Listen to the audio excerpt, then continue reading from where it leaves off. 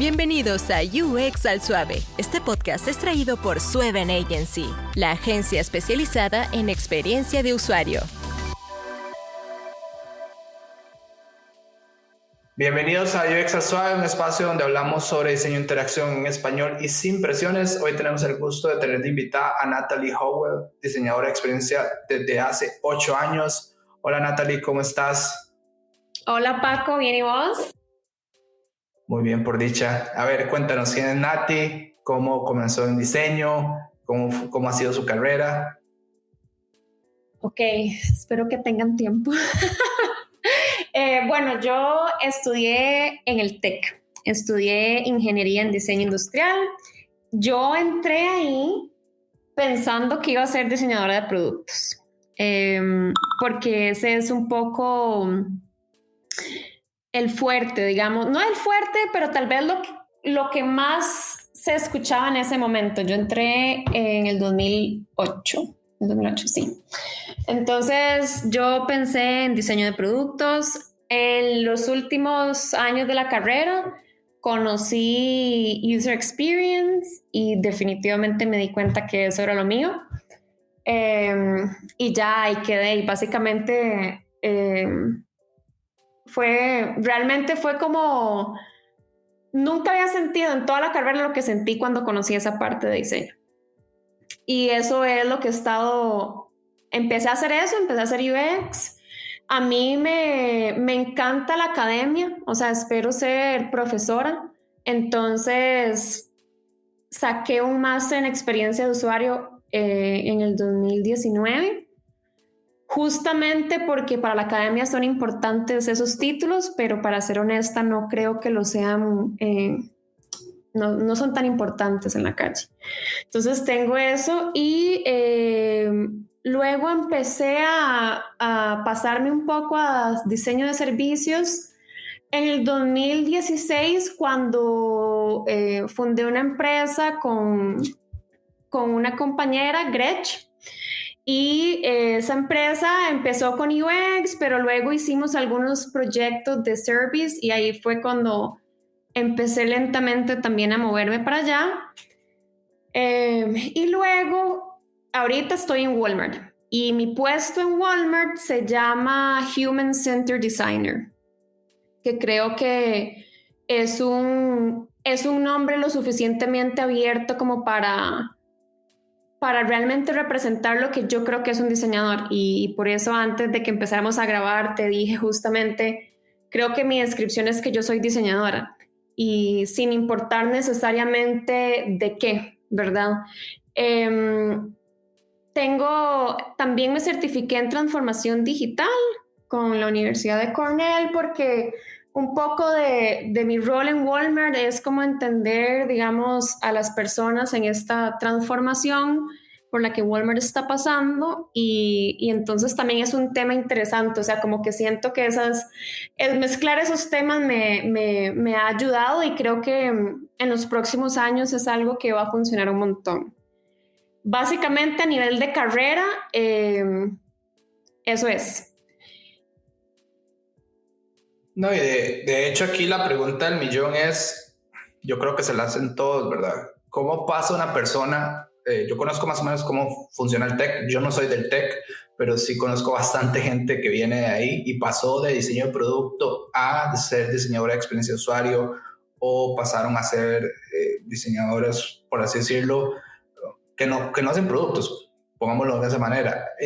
Pero ¿cómo pasa esa evolución? A ver, cuéntanos un poco de ser diseñador de interacción o diseñador de interacción normal, digamos, apps, web, para que la gente conozca un poco qué es la diferencia de un diseñador centrado en el usuario o un diseñador de servicios, ¿verdad? Porque para mí me parece muy importante. En Costa Rica casi eso no se ve. Yo te soy sincero, o sea, yo conozco muy pocos diseñadores de servicios. De hecho, el capítulo anterior, perdón, Laura y yo estuvimos hablando de eso. Existen muy pocos diseñadores de servicios en el país y es muy interesante escucharte a vos hablar de cómo pasas de A a B y cómo una persona que quiere cambiar ese rol puede hacerlo.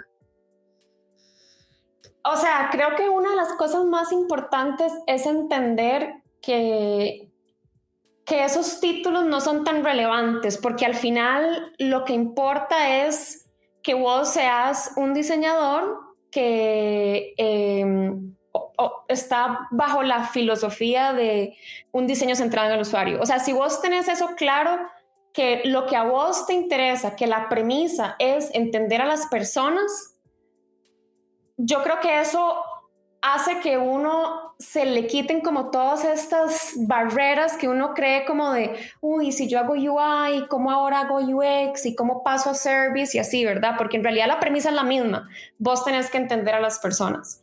Service es, voy a decir más compleja, no es la palabra, es más completo, porque vos estás viendo todos los touch points. UX podría haber solo un touch point. Entonces, en ese sentido es más amplio porque vos tenés que tener en la cabeza que todo el servicio como tal debe ser coherente en todos sus touch points, desde la aplicación hasta el script que tiene la persona que te va a atender el teléfono.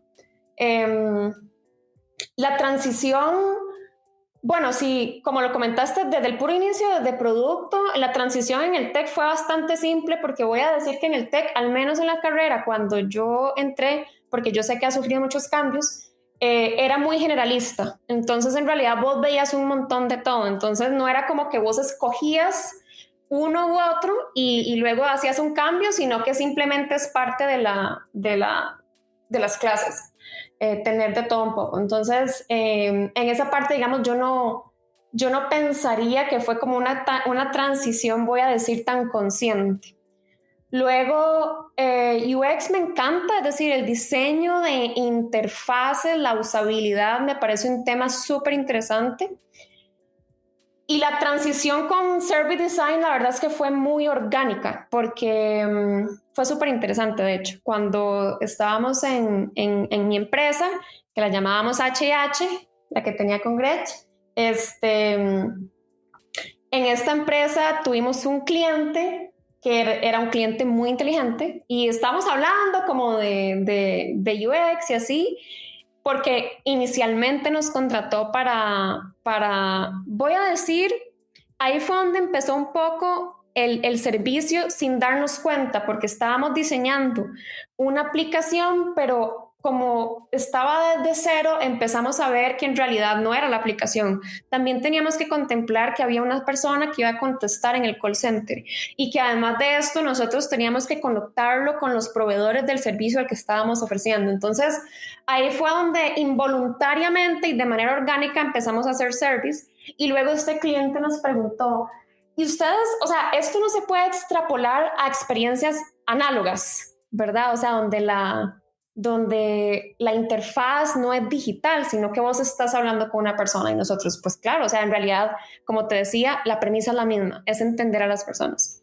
Entonces, ahí empezamos a trabajar con ellos ya servicios, ya la interfaz digital desapareció.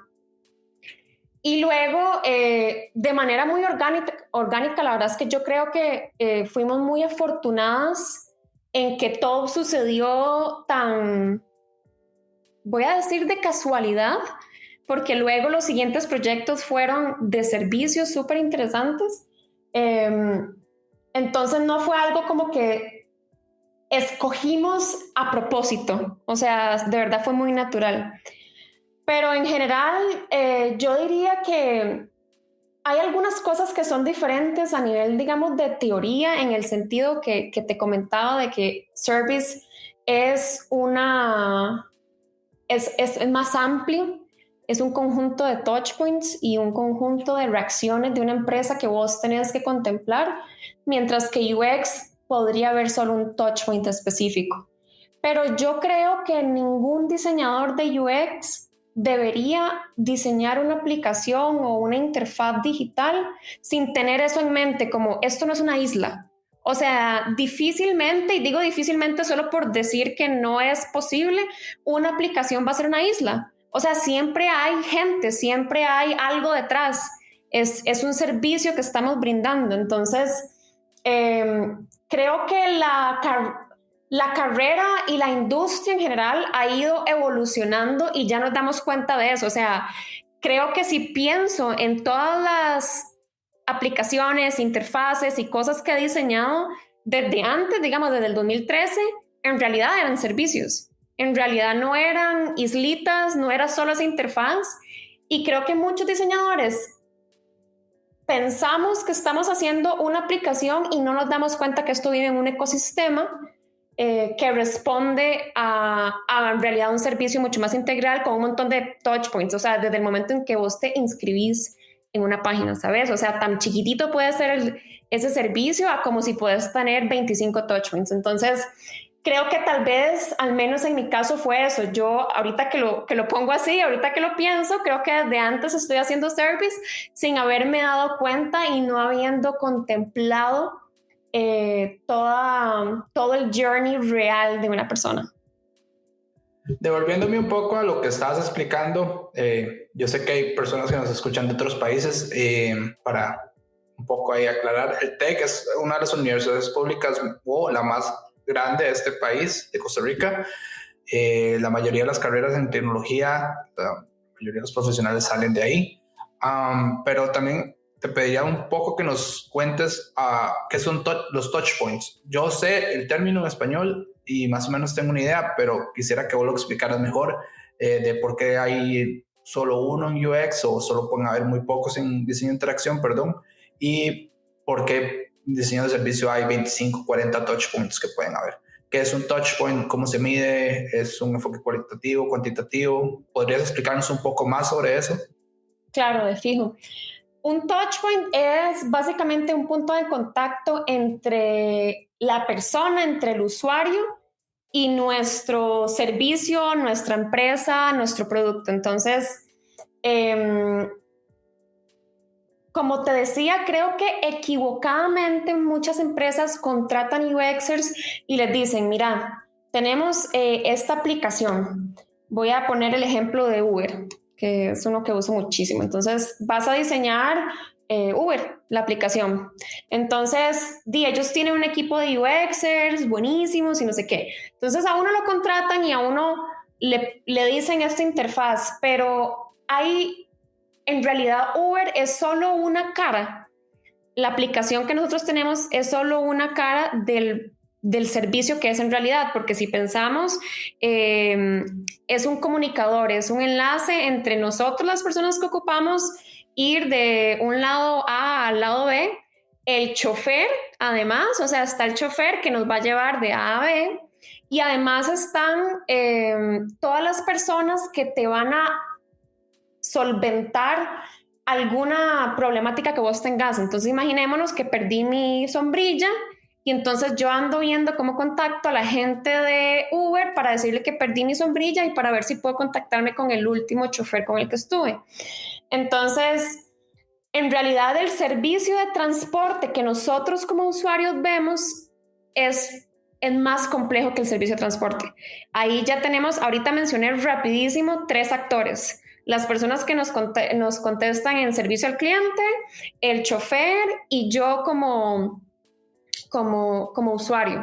Entonces, el punto de contacto ahí sería mi aplicación, pero si lo pensamos como un servicio, el punto de contacto y tal vez, no tal vez, es un hecho que es el más importante de todos, es cuando yo me monto al carro con el chofer.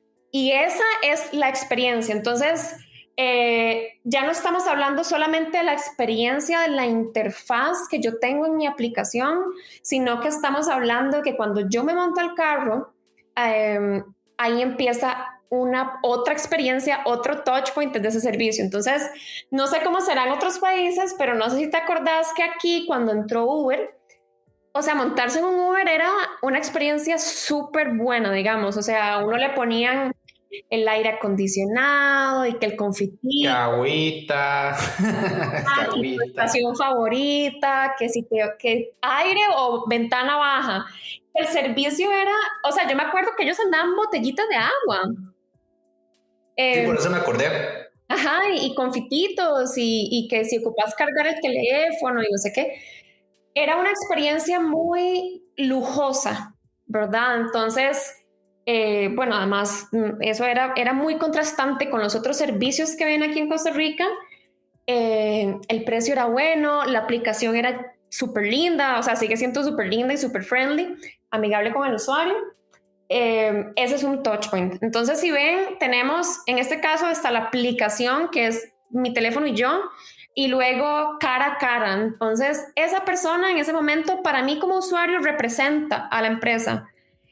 Luego pensemos que se me perdió la sombrilla y entonces que yo le pido a Uber que me contacte o yo los contacto y entonces me llama alguien y me dice, sí, mira, el chofer reportó una sombrilla perdida, la tenemos en la oficina.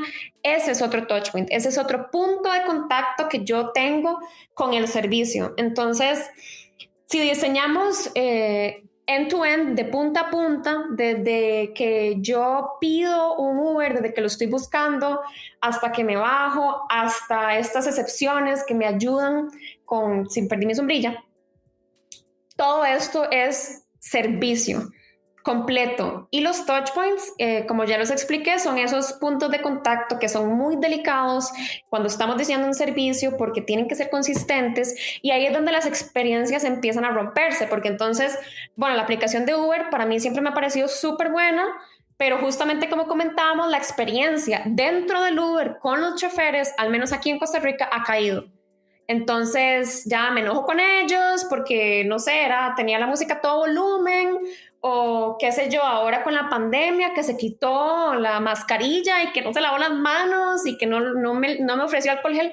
Entonces se empieza a ver interrumpida la experiencia que tuvo que haber sido completa. Entonces ahí es donde te digo que se comete ese error de que sí, yo estoy diseñando la aplicación y me contrataron para eso, pero no estamos pensando que también a los chicos de Uber deberían, voy a decir, recibir algún tipo de capacitación y contar con unos comportamientos mínimos aceptables cuando atienden a sus clientes, igualmente que el call center va a tener su script y todo debería ser consistente. Entonces, ahorita, hoy, yo pienso que la experiencia de Uber no es consistente. O sea, realmente vos tenés la suerte que te topas un buen chofer o no, aunque la aplicación sigue siendo igual de buena.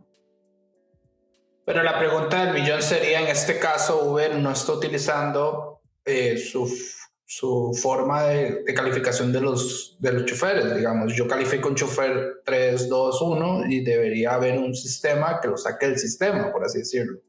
O sea, ahí la experiencia es mala. Yo estoy esperando que ese chofer ya no esté en el sistema porque tiene baja calificación. O nosotros nos da pereza calificarnos como usuarios y entonces siguen habiendo varios choferes malos. No sé si me explico el punto. Sí, puede claro. ser también puede ser eso, ¿verdad? Que la gente va a poner 5 estrellas, listo, chao, ¿verdad? Y esa es la otra parte del servicio. Total, creo que ahí tenés toda la razón y es parte de entender la evolución de los usuarios, porque digamos, uno se acostumbra al dolor y uno se acostumbra a esos cambios. Entonces, digamos, yo hoy, para ponerle 5 estrellas a alguien, digamos que fue porque realmente es excelente, pero casi siempre es como, no, 4, porque yo al menos yo que soy muy sensible a la experiencia, obviamente, ¿verdad? Además me fijo en todo porque es parte de mi trabajo. Para mí alguien que es 5 estrellas es alguien que no sé, me cayó bien y me dijo que sí estaba cómoda y así, ¿verdad? Pero nos acostumbramos al dolor. Antes probablemente, si no me ofrecía agua, no, aquí va 3 estrellas, ¿verdad? Entonces, lo que decís es muy interesante porque, claro, nosotros alimentamos al sistema, pero también nos acostumbramos por el del dolor, nos acostumbramos a vivir con él de forma tal que ahora somos mucho más tolerantes. Porque yo ya sé, o bueno, yo no sé hace cuánto no me he topado un Uber que me regale agua o que me ofrezca un confite. Entonces, creo que las exigencias van cambiando y ya es como, de ahí ya no hay nada que hacer. No, a mí me daría miedo, digamos, que un Uber me regale un confite. Depende, ¿verdad? Es como, así se vería raro, así como... Yo creo que eso es lo que ha cambiado. Hemos cambiado. Uber en Costa Rica tiene 5 años aproximadamente. Yo creo que ese es el 6º. Y no sé si en otros países de Latinoamérica pasa lo mismo, y hay que explicarlo un poco. Costa Rica tiene un mal servicio de transporte público. Nosotros no tenemos metro, no tenemos tren, somos un país sumamente pequeño con un servicio de transporte horrible, con un sistema centralizado de buses. Todos los buses van a la capital, salen de la capital. Y entonces hemos vivido como, por así decirlo, entre taxis y buses. El servicio de taxi en Costa Rica es muy caro y es un mal servicio también. De hecho, choferes que no quieren hacer carreras cortas, choferes que modifican, aquí se le llama María el taxímetro, modifican el taxímetro para cobrarte el doble o el triple de lo que realmente es. Entonces hemos vivido esta cultura de cualquier cosa es buena aparte de ellos, ¿verdad? Entonces nosotros vimos a Uber como, Dios mío, Uber, nos dan confites, el aire, y entonces hemos vivido con eso. Y yo creo que ahí es donde viene un diseñador de servicios o un diseñador de experiencia de servicios, por así decirlo. Porque Uber puede estar perdiendo choferes, puede estar perdiendo clientes contra la competencia. Omni, Didi en Costa Rica, y que un diseñador podría, como vos en este caso, podría ver qué está pasando. A ver, puede ser que te digan a vos, mira, estamos perdiendo 300 clientes al mes y no sabemos qué está pasando, no sabemos si es el app, no sabemos si es que no pueden pagar, qué diablo está pasando, ¿verdad? Yo creo que es donde entra un diseñador de servicios. Total, y además eso que decís es muy valioso porque, claro, yo estoy hablando desde mi sesgo de diseñadora, ¿verdad? Pero es importante ver los números. Entonces, voy a poner, es un completo invento lo que voy a decir, pero supongamos que aunque yo percibo que la experiencia de Uber ha caído y que está rota porque no es lo mismo la aplicación versus lo poco consistente que son los choferes que me atienden, resulta que en realidad yo no sufren ninguna caída porque tal vez nuestra cultura, como decís, porque siempre hemos tenido un servicio de transporte complejo, de transporte público y bueno, no, y privado también, o sea, en realidad en general el transporte en Costa Rica es complicado. Ya nos acostumbramos y aunque ya no me dan confites, igual sigue siendo lo mejor que yo puedo conseguir, digamos. Entonces, al rato y no han perdido nada, o sea, tal vez calificamos a todos súper bien y todo el mundo está feliz y este es mi sesgo. Entonces, en realidad, como decís, hay que ver los datos. O sea, necesito en realidad ver si lo que yo pienso como diseñadora, que como soy inconsistente entre esos touch points, ¿qué es más poderoso? ¿Esa inconsistencia o que en realidad igual prefiero el Uber porque es el mejor servicio que puedo tener, aunque como una campaña presidencial que tuvimos, es lo menos malo? ¿Ok? Entonces, creo... Sí, terrible, digamos, terrible.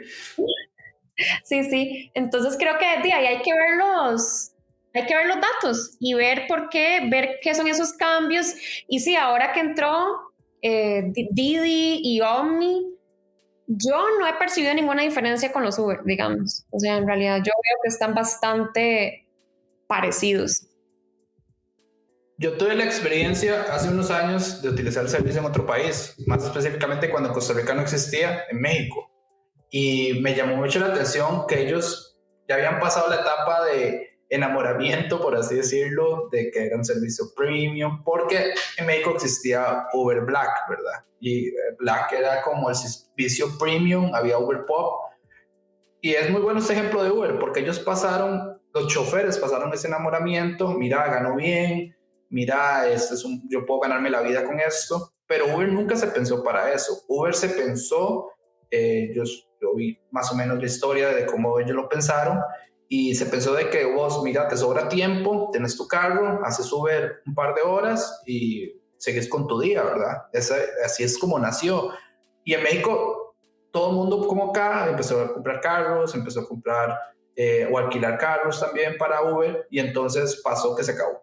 Y entonces yo le pregunté al chofer, mira, ¿y qué se gana? Yo siento que es muy barato, y pesos contra dólares. Costa Rica no está dolarizado, pero la mayoría de las personas ganan en dólares en el sector privado, ¿verdad?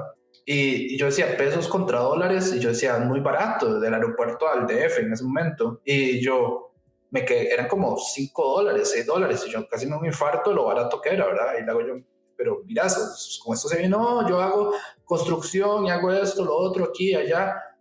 Y yo decía, Dios mío, entonces él maneja 8 horas y más de esas 8 horas trabaja en otra cosa para cubrir su salario.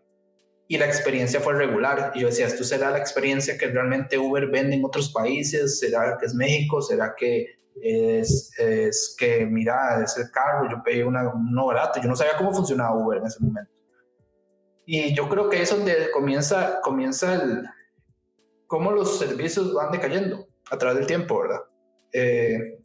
Aunque vos tengas el dinero para pagar Uber Black, Uber VIP o como lo quieran llamar, como un servicio decae en el tiempo y ellos no han hecho por dónde tampoco arreglarlo, ¿verdad?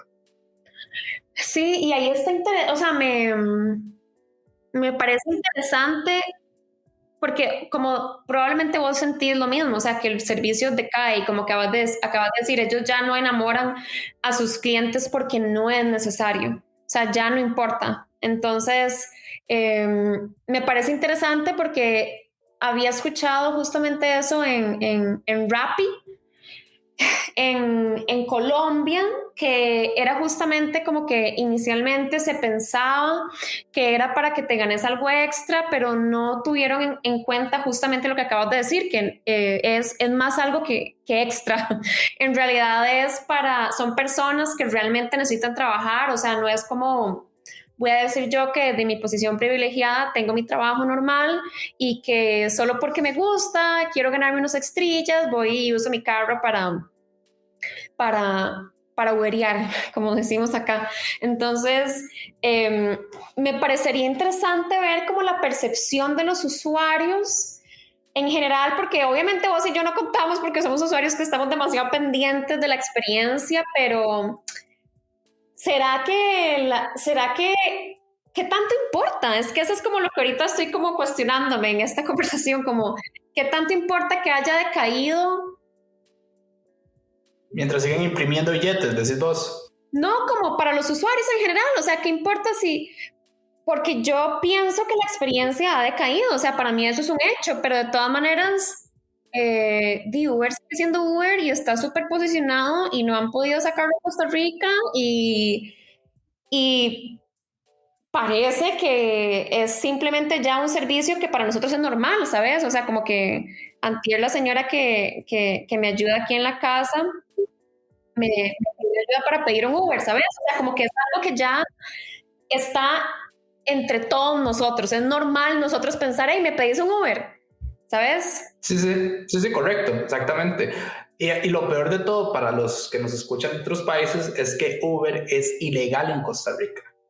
El servicio de transporte privado es concesionado por el gobierno y Uber está en un vacío legal ahí algo complicado, entonces todavía no han podido en 6 años ser legales en realidad y paguen impuestos, que esto es lo peor de todo, ¿verdad? Están pagando IVA, que es el impuesto a valor agregado, siendo ilegales, que me parece un absurdo, pero bueno, sí, es increíble. Y a ver, Uber en este caso yo creo que es que vos y yo lo vemos de una manera muy diferente, pero puede ser que sí, correcto, la gente ya se acostumbró y no se convierte en una marca, por así decirlo, sino para todos es pedirme un Uber, como pasa con Cotex, como pasa con un montón de productos que se convierten en el servicio, en realidad.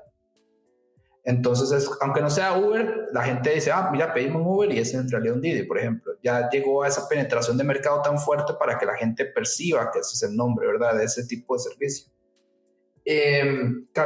Y cambiando de tema aquí un poco, quisiera saber si a usted pasa, que me parecería increíble para que la gente conozca más de un diseñador de servicio. Yo te tengo este ejemplo, a ver qué me decís, si es verdad o no. Yo he escuchado que los diseñadores de servicio están haciendo una fila en un banco y están pensando cómo cambiar todo. Ay, mira, cambiaría esto, que me atendan acá, que me lleven por acá, que me den el ticket de esta manera, que me sienten en una silla. ¿Es verdad o es mentira? Es 100% verídico. O sea, en realidad cuando yo estoy en un banco, lo primero que pienso es ¿por qué me hicieron venir al banco? O sea, ¿cómo es que todavía hoy ¿Cómo llegué aquí? Exacto, ¿Cómo llegué aquí? en esta década seguimos viniendo al banco, no entiendo. Entonces, sí, la verdad es que sí, y eso me ha pasado en general con con todas las ramas del diseño, o sea, es imposible.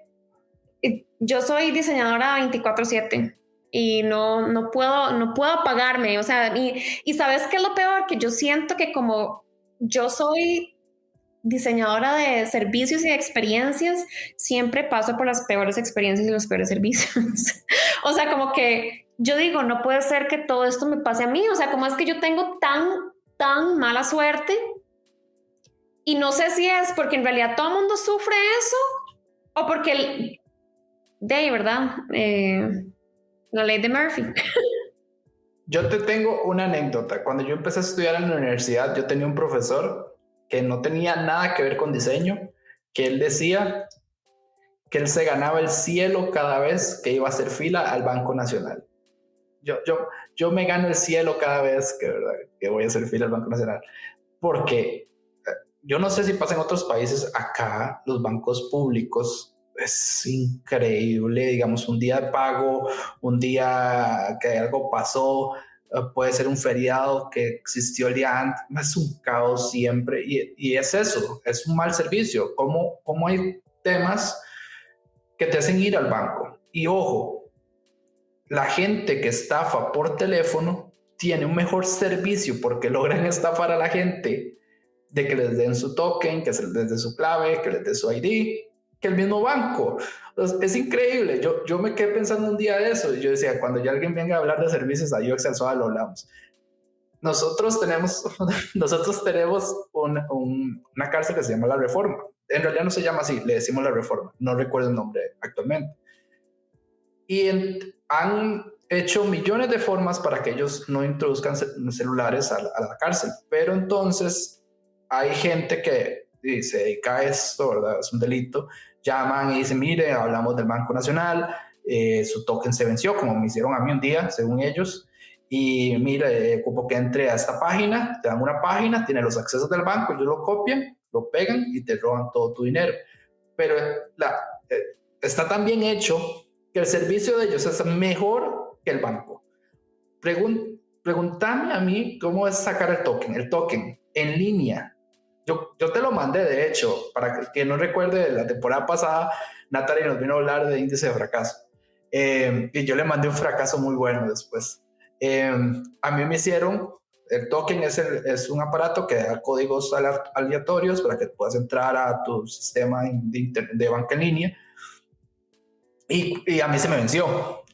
Y yo en pandemia solicité mediante un correo, miren, se me venció, me lo pueden mandar a mi casa, que tenía que enviar mi nombre completo, cédula, última transacción con mi tarjeta de crédito,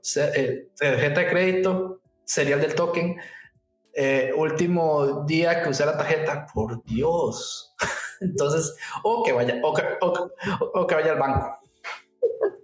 Es que yo digo, ¿quién se acuerda eso de la última transacción? Pucha, es muy difícil, o sea, realmente, no sé, o sea, además uno tiene un montón de cosas automáticas y yo no sé si la última transacción fue la automática de Spotify o no sé, o sea, me parece que es un muy buen ejemplo porque realmente el Banco Nacional me han dicho que el Popular es peor, pero nunca utilizo el Popular. No, es el Banco Popular de Costa Rica, el Banco Popular para Trabajadores de Costa Rica, es el nombre completo. Por Dios santo, es una cosa hecha en los 90s. Antes usaban Flash. Yo entré a trabajar en el 2019 y usaban Flash en un lugar que pagaban en el Banco Popular. Yo no sé por qué. Te cuento que el internet, la banca en línea de ellos es un infierno. Yo entiendo. Yo ahí entiendo cómo estafan a la gente. Te lo juro. Si la gente le hablan bonito a los señores y les explican cómo hacer las cosas para que los estafen, nos van a estafar. Porque el sistema está tan mal hecho que alguien se sentó a explicarle a alguien, a un señor mayor, y lo estafa. Sí, que fuerte eso. Nunca lo había pensado, pero tener razón, el servicio que da la Reforma es mejor que el que da el banco. Sí, el call center de la Reforma, cualquier empresa se hace call center. O sea, es increíble. Es que la gente, yo algún día voy a buscar un ejemplo para subirlo acá. Es increíble cómo ellos hablan como representantes de un banco, y como tenemos un mal servicio, entonces la gente piensa que es el banco y da los accesos, y han estafado millones de colones, dólares en Costa Rica por culpa de esto, ¿verdad? Sí, qué fuerte, no, o sea, yo nunca he escuchado un audio, pero de esos robos, pero sí conozco gente que realmente, ¿sabes? No es, voy a decir, no es mi abuelita, sino que gente, digamos, que no serían difíciles, o más bien que no serían fáciles de engañar, y que estuvieron a punto, pero a punto de caer por el servicio, la voz, las palabras que escogen. O sea, vos no sentís que estás hablando con alguien de la cárcel, digamos. No, de hecho, ese es el problema mayor, que ellos ya los han ido entrenando de una manera de que hablan como el banco, y eso es un problema, ¿verdad? Y yo creo que es parte de la responsabilidad que tenemos como diseñadores también. A ver, si existiera una persona que sea la diseñadora de servicios del Banco Nacional, ya se hubiera dado cuenta de esto y hubiera buscado la forma de que ciertas cosas se hagan solo en banca en línea y educar a la gente. Es, ok, no importa, bueno, tenemos un problema, nos están hackeando la base de datos, llaman todo lo que pasa, ¿verdad? Y buscar la forma de decirle a la gente, no, mire, no de su clave. Esos anuncios que hacen son horribles, ¿verdad? No estoy hablando de esos anuncios, sino de una forma de educar a la gente, decirle, bueno, no, usted nunca le dé la clave a nadie por teléfono, solo banca en línea, o puede dar la clave cuando está en el chat y ya. O a buscar un sistema que pueda ser más inteligente, un app, por ejemplo, que sea un app exclusiva al banco. Entonces la gente tiene que bajar el app y no contestan nada por teléfono. Es que eso es lo que abre la puerta a tener un mal servicio. Claro, el contacto con otro ser humano. O sea, es que digamos, o debería ser que todo lo puedes hacer digital, y lo que no puedes hacer digital, tenés que ir al banco.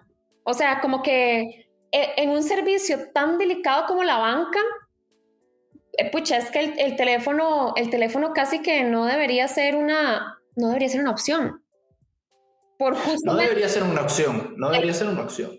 Justo por eso en países donde existe, digamos, la posibilidad de engañar a las personas de esa manera, y ya, esa es otra vez, ya tenemos suficiente tecnología desde muchas otras ópticas, digamos, muchas otras posibilidades, como para que sigamos usando el teléfono. Sí, eso es la parte que yo creo que es el error más grande que tenemos, ¿verdad? Es que, y yo no sé si pasa en otros países, ¿verdad? En Costa Rica sí esto es un tema muy delicado, porque la mayoría de los bancos son públicos, tienen muy mal UX, muy mal diseño de servicio y muy mala accesibilidad.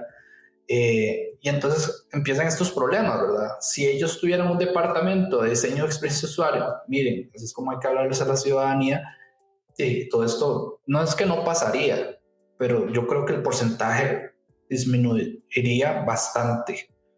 Pero bueno, es un tema, ¿verdad? Que podemos hablar horas, de horas, porque Totalmente.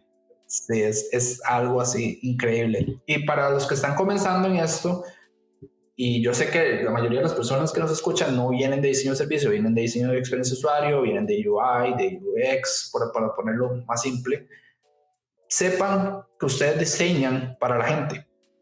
Yo sé que suena muy trillado, yo sé que suena muy a mercadotecnia, yo sé que suena a cursos así no sé, de Udemy. Ustedes diseñan para la gente. Recuerden que siempre que todo lo que ustedes diseñan va a afectar a alguien. Punto. Va a afectar, si ustedes hacen un mal diseño, una persona tiene que ir a un banco. Si ustedes diseñan algo mal, por ejemplo, un e-commerce malo, la gente tiene que ir a la tienda. Estamos en una pandemia todavía. Al día de hoy existe la vacuna, ya gracias a Dios, pero todavía la población no ha sido vacunada en su totalidad. Entonces recuerden esto, siempre que ustedes diseñen algo, va a afectar a las demás personas. Diseñen ustedes un sistema de ventas. Si está mal diseñado, va a afectar que la gente de ventas tenga más trabajo. El diseño de experiencia de usuario afecta a todos, y es una cadena que ya el diseño de servicios ve en la parte física y en la parte digital. ¿Por qué? Porque el diseño de servicio, después una persona como Natalie tiene que ver por qué demonios hay una fila de como 100,000 kilómetros, ¿verdad? Al frente del banco. Sí, y en tiempo de pandemia, o sea, qué terrible, como que pasé por el back aquí en Pavas, por acá cerca, ¿verdad? Donde yo vivo. Y, o sea, diciembre, pandemia, en lo peor que podemos estar, te lo juro, que la fila se salía y le daba vuelta al banco. Y yo digo, pero, o sea, ¿cómo es esto? No, de verdad no entiendo cómo no hemos superado las filas, no entiendo. No, y el back, yo lo puedo decir, aquí estuvo Luis Murillo fue parte al inicio de la aplicación del back. El back tiene uno de los mejores UX UI que existen en el país. Total. No, en la región. No es perfecto, en la región sí. No es perfecto, pero es el mejor en Costa Rica. No sé cuál otro más, no sé Natalie, si vos tenés otro ejemplo, yo creo que no, ¿verdad? Y es que esa es la cosa, como que uno sabe, eso es un buen ejemplo, yo sé que no pueden ser perfectos, el diseño siempre se puede mejorar, pero uno ve que esta gente le está poniendo, constantemente está mejorando su aplicación, constantemente le está poniendo funcionalidades que hacen que todo sea más fácil, esta gente le está poniendo, entonces definitivamente son, en el país son el mejor y en la región yo diría de los mejores, no conozco todas las aplicaciones en otros países, pero realmente la funcionalidad, la usabilidad es muy buena tanto en la aplicación web como en la móvil. Y como vos decís, no es perfecta, pero no importa que no sea perfecta porque están muy bien y van mejorando y uno siente que van mejorando, no es como, no sé, la aplicación de otros bancos que es exactamente la misma hace 7 años y uno así como, pero, o sea, ¿verdad? O sea, solo como que la cambien para que sigan usándola en los teléfonos, pero ha tenido 0 modificaciones o muy pequeñas, entonces ahí es donde uno se empieza a cansar porque vos te pasas de banco y uno dice como, no, o sea, no parece que sí se puede, esa es la cosa. Uno ve que sí se puede y entonces eso nos hace a los usuarios mucho menos tolerantes con el resto. No, yo llegué a un punto en que yo donde trabajaba hace 3 años antes de fundar Sueven, me pagaban en otro banco. Yo siempre he sido pro back. Así, sorry, yo sé que el back no me paga nada. Hola patrocinadores, de nuevo. Estamos aceptando patrocinadores para UX al Suave. El back no me paga nada. Pero yo pasaba, o sea, cada vez que me pagaban, yo tenía un DTR. Un DTR es un tipo de transacción aquí en Costa Rica que se llama débito automático. Yo hacía un débito automático entre cuentas para no tener que usar el otro sistema. Sí, yo pasaba todo al back porque yo decía, Dios mío, yo no voy a usar el Banco Nacional.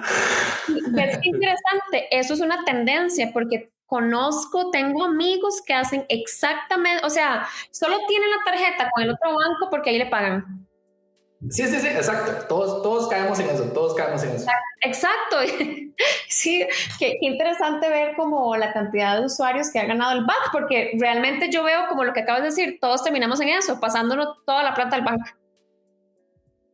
Y ahí empieza Credomática a llamar por tarjetas de crédito, que ese es otro tema. Un tema complicado, sí, son muy necios. Nos va a la 1 de la mañana a Natalia me hablando de cómo...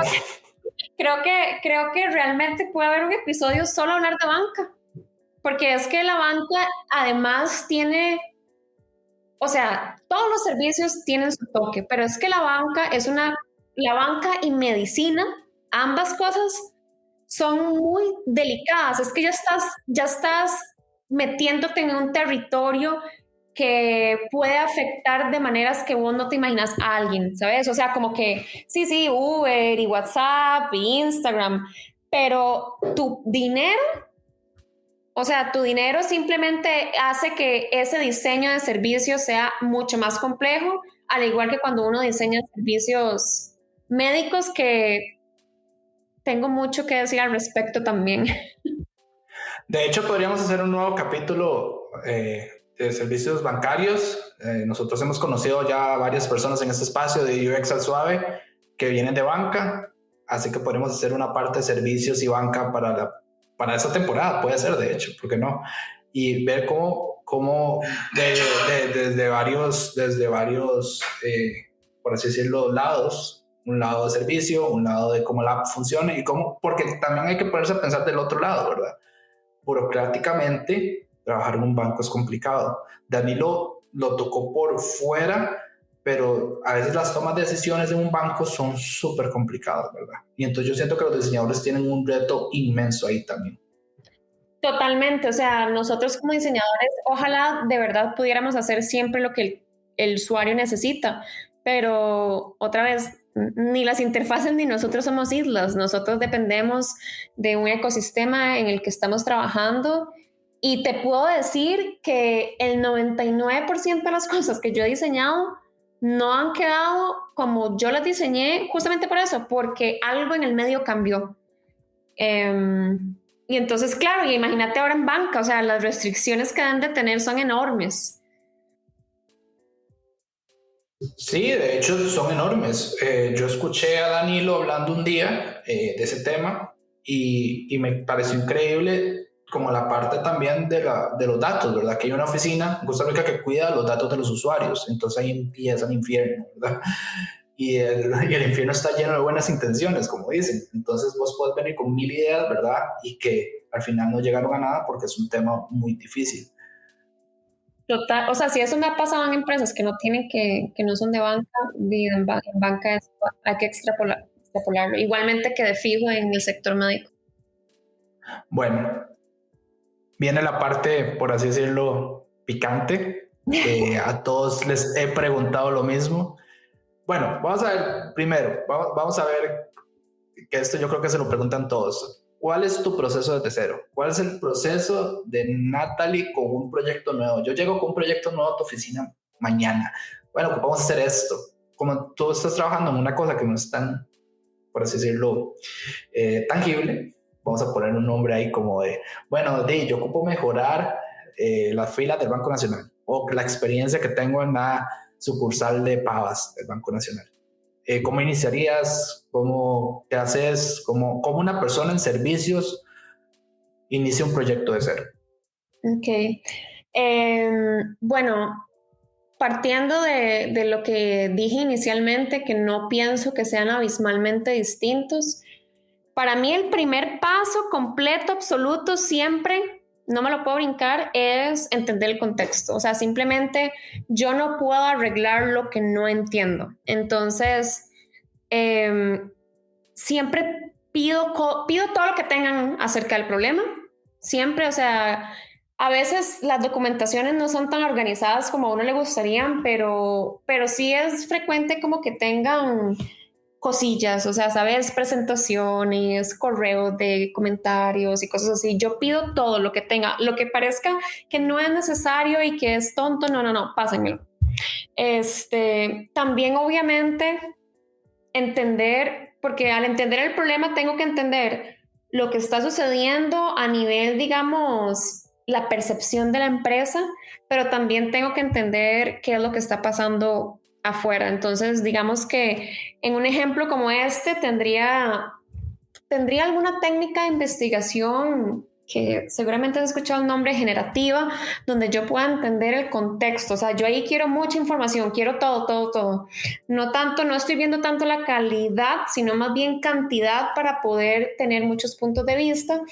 Y entonces, por ejemplo, en algo como un servicio que es físico y que además, en este caso, hipotético, estarían en el mismo país, haría una observación contextual. O sea, literalmente iría a los lugares, iría a las sucursales, vería el problema con mis propios ojos, que eso es algo muy chiva que tienen los servicios cuando son de este tipo, que uno literalmente los puede ver, ¿sabes? Porque muchas veces vos, digamos, si es con una aplicación y resulta que la aplicación tiene un problema muy grande, vos solo si llegas con un usuario y lo pones a realizar la transacción, podrías ver ese problema en vivo y en directo, pero cuando es un servicio, como en este caso las filas del banco, es súper chiva poder literal verlos sin ningún problema y vivirlo, te puedes meter en la experiencia.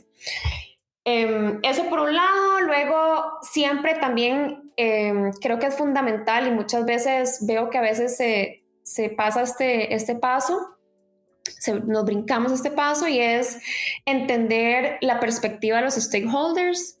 O sea, yo necesito entender cuál es su expectativa, cuál es la perspectiva, cómo esto está afectando a la empresa, ¿verdad? Porque yo puedo asumir cómo la está afectando, pero en realidad siempre hablar con las personas es otra cosa. Entonces ahí uno hace un merge de stakeholders, datos que se han recolectado, digamos.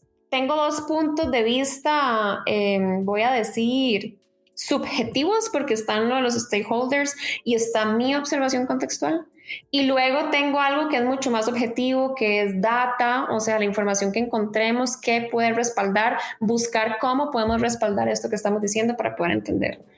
Y luego de eso es ahora como empezar a entender el modelo mental de las personas, alinearnos con los usuarios, porque cuando yo rompo el modelo mental de las personas, la manera en que ellos piensan, voy a volverme un poco. El modelo mental básicamente son las expectativas que yo tengo con algún servicio o algún producto, ¿verdad? Entonces, cuando vos pensás que si le das clic a la X en un pop-up, el pop-up se va a cerrar.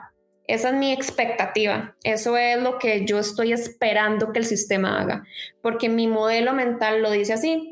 Entonces, cuando se rompe esa expectativa, cuando no sucede lo que yo estoy esperando, es cuando hay una mala experiencia. Entonces, aquí tenemos que entender cuáles son las expectativas de los usuarios. Cómo se están sintiendo, o sea, qué sería aceptable, qué no sería aceptable, qué es una buena experiencia, qué es una mala experiencia, cómo se sienten, porque muchas veces es inevitable hacer fila, voy a decir, o sea, a veces es imposible no hacer. Si no es realmente posible eliminar las filas, ¿cómo podemos hacer ese espacio soportable? ¿Sabes? O sea, que no sea lo peor que me ha pasado en la vida, que no sea la tortura más grande del mes. Y ya con eso, te lo juro que ya ahí vos sabes para dónde ir. O sea, ya ahí con esos filtros que hiciste, ya vos tenés claro hacia dónde va la situación. Sí, yo creo que ya deberías tener suficiente información para tomar decisiones, ¿verdad? Que esa es la otra parte importante de esto. Al final del día es tener resultados. Exacto. Entonces, lo que sigue después, pues pueden ser muchas cosas, ¿sabes? La solución puede ser una interfaz, puede ser una modificación del servicio, puede ser un cambio completamente abrupto, digamos. Vamos a eliminar las filas, ya no hay sucursales físicas, pero ya ahí la solución la dictarán las expectativas de los usuarios y las capacidades que tenga la empresa para solucionar y proponer justamente, digamos, esta nueva posibilidad, porque esa es otra cosa, justo lo que decíamos. Yo puedo pensar que esta es la mejor solución y no hay más filas, o sea, ¿para qué tenemos gente en lugares? Esto no es necesario, estamos en el 2021, pero no es la realidad. Imagínate a alguien como el Banco Nacional lo que sería tener que cerrar sucursales, lo lento que se mueve el gobierno, lo que significa ¿y ahora qué vamos a hacer con estos edificios? Y ya, o sea, estamos discutiendo otras cosas. Entonces, es una traducción, lo que quieren los usuarios y lo que nosotros como empresa podemos darles. Sí, mejorar. Eso es lo que le podemos dar, mejorar. Bueno, pienso yo. De hecho, existe un ejemplo acá. No me acuerdo qué banco, que yo vi en las noticias que ellos hicieron las sucursales de un centro comercial que se llama Oxígeno en Heredia sin gente. Yo creo que fue el back y tuvieron que hacer rollback a volver a poner operarios y todo porque era una sucursal totalmente electrónica pero física. Entonces, digamos, vos entras al banco, habían cajeros que podían recibir dinero, cajeros automáticos y computadoras, nada más. Qué interesante. Sí, ellos tuvieron que, creo, hacer rollback, vamos para atrás, porque no funcionó. Y eso fue cuando abrió Oxígeno. De hecho, fue hace como, ¿qué? 2 años. Y ellos tuvieron que hacer, digamos, rollback porque, digamos, no les funcionó. La gente no lo usaba, no lo sabía usar, había problemas, no había quien nos atendiera. De hecho, el que me contó fue una persona que actualmente trabaja en el back y entonces ellos querían que fuera la primera sucursal sin agentes físicos. Eso está súper interesante porque ves, eso es algo que uno se daría cuenta en el modelo mental. Para mí, tal vez no sé, por mi formación, por mil cosas, mi modelo mental dice, Dios mío, yo preferiría 1000 veces una sucursal sin gente, ¿verdad? Pero súper interesante lo que decís porque por eso es importante entender a los usuarios. O sea, probablemente entonces es como, no, o sea, yo igual quiero ir un toque al banco y estar ahí y ver gente porque necesito preguntarle. O sea, como que una computadora no me resuelve, para eso tengo mi compu. Entonces, me parece muy cool ese ejemplo porque por eso tenemos que entender los modelos mentales, porque si las filas son el problema y queremos eliminar las filas y pum, de repente pasa algo como esto y es un atropello al modelo mental y simplemente el proyecto no funciona. De hecho, me encontré una nota del periódico La República el 14 de febrero, qué ironía, 14 de febrero del 2019, que hablan del tema, de que están hablando del tema de que ellos hicieron la primera sucursal digital y bla, bla, bla, en el Mall Occidente. De hecho, sí la pegué, pero me equivoqué el año. Fue en el 2019, ellos la abrieron y no tengo, digamos, los datos suficientes para decirte por qué falló. Yo lo escuché de una persona que trabaja ahí, pero digamos, es la falta de interacción con gente. Que es muy interesante, me parece. Bueno, sí, o sea, la verdad es que lo puedo imaginar porque incluso ahora, digamos, con la pandemia, di que muchos supermercados se pusieron pusieron sus e-commerce y trataron de mover el servicio a domicilio así. O sea, sigue habiendo una cantidad importante de personas que dice, no, yo igual quiero ir. Sí, exactamente, exactamente. Las personas adultas, de hecho, te cuento algo que yo creo que, fijo, lo viste, que una gente hizo un bus, que es una pulpería express, para que las personas mayores en la pandemia, digamos, llega el bus y tengan la misma experiencia de ir a una pulpería. Aquí una pulpería es un mini supermercado, muy de pueblo, y entonces existe la costumbre que la gente va y compra, ¿verdad? En Costa Rica. Y entonces la pulpería llegaba y las personas mayores tenían la misma experiencia de ir a la pulpería con todas las medidas de seguridad por la pandemia. Qué interesante, no sabía, pero suena súper lindo. Sí, salió en las noticias, yo me pareció así como, qué bien pensado, qué buen servicio, porque digamos, sí, a las personas mayores, así de 70 para arriba, les hace falta como esa interacción humana de ir a la pulpería, necesito comprar el pan en las mañanas, entonces es increíblemente útil, digamos. Sí, eso no, y además, buenísima idea, qué chiva, ahora me pasas lo que viste, porque no lo he visto y me parece lindísimo. Sí, de hecho. Bueno, y la última pregunta de la noche, vamos a ver, ¿cuál ha sido tu peor error? A ver, la vez pasada hablamos de fracasos, ¿cuál ha sido el peor fracaso? Esta vez es todo tuyo, entonces, ¿cuál ha sido tu peor error y por qué? Ay, qué difícil, pero ve, se me viene a la cabeza un proyecto en el cual creo que el error fue que habían más de 150 requerimientos que dictaban la experiencia sin ningún análisis previo. Entonces, o sea, a mí me dieron ese proyecto, los requerimientos eran un Excel gigante realmente, o sea, eran casi 200 líneas, donde ya decía, voy a inventar porque no me acuerdo el detalle, pero decía algo así como, y si le da clic a la pestaña del menú, se despliega un drop down hacia la derecha, ¿sabes? O sea, como que ya estaban dictando cómo iba a ser la experiencia y creo que yo ahí me equivoqué porque yo como diseñadora no hice más push para analizar esos requerimientos y decirles, no, son un toque, esto no, o sea, ustedes ya están dictando la experiencia, aquí yo solo voy a dibujar, ¿sabes? Creo que, o sea, si pudiera volver el tiempo en uno de mis proyectos, realmente creo que ahí no, porque al final la aplicación quedó como prácticamente la aplicación que estaba al inicio, porque la persona que me contrató ya tenía una aplicación corriendo y básicamente voy a decir que fue un medio reskin, ¿sabes? O sea, no hice suficiente push para que realmente fuera un proceso centrado en el usuario. Y o sea, esos requerimientos, todo mal, digamos.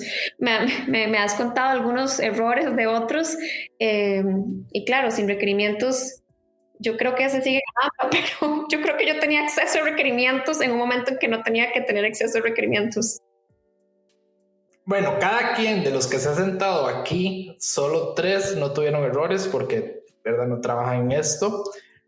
Para que no te sientas tan mal, digamos, tu error está bien, pero un error regular, digamos, un buen error. De los peores que he escuchado en este podcast han sido el de Sergio, que Sergio hizo un prototipo meses en Azure y no llegó a nada. Entonces, digamos, invirtió una cantidad exorbitante de tiempo en un prototipo súper detallado y todo, y que al final dijeron, no, porque lo que pasa en Azure es que entrases en ese vacío ahí de hacerlo lo más real posible y no llegó a nada. Adrián, sin requerimientos, empezó a diseñar.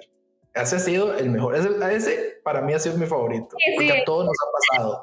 Eso está buenísimo. Vieras que ahora que me hablas de este que pasó un montón de tiempo en Azure, yo tuve un proyecto con un cliente en Estados que era un sistema de administración de espacios físicos, pero no, el software era de los 90s, o sea, literalmente se había diseñado en los 90s, era muy poderoso, era muy robusto, muy complejo, y bueno, querían traerlo a este siglo, ¿verdad?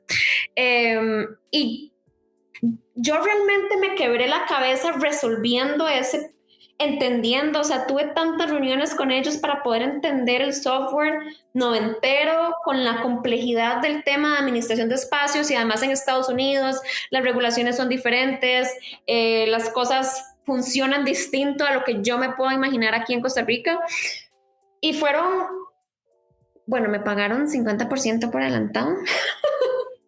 Excelente cliente. Y nada más, ya dejamos de hablar. ¿Qué? Momento, te pagó el 50, no te pagó el resto y se desapareció. Y dejamos de hablar, o sea, simplemente ni siquiera fue como que, hey, no vamos a seguir con el proyecto, nada. Nada más me ghosteó. O sea, nada más dejamos de hablar.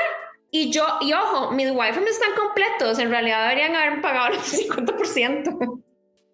Por favor, el que haya sido, le pague a Natalie, por favor. Hey, si escucha el podcast. Sí, o sea, y los wireframes, ¿sabes? Es que yo digo, qué bretezote, qué trabajo más grande, y haberlo traído a este siglo fue algo de lo que yo me sentí muy orgullosa. Realmente era un proyecto muy chiva y de nada, o sea, ni me pagaron la mitad, ni supe más del cliente. A mí, bueno, al menos te pagó el 50%. Hay clientes que se desaparecen y no pagan nada. Sí, eso es algo para todos los que escuchan que hacen freelancing. Yo sé que a muchos les da miedo y puede sonar agresivo, pero eso de pagar el 50% por adelantado para mí es un must. Justamente por eso, porque vos no sabes en qué va a terminar tu proyecto y pueden pasar cosas de este tipo donde simplemente la persona desapareció. Imagínate haber trabajado durante 3 meses y que no hayas ganado nada.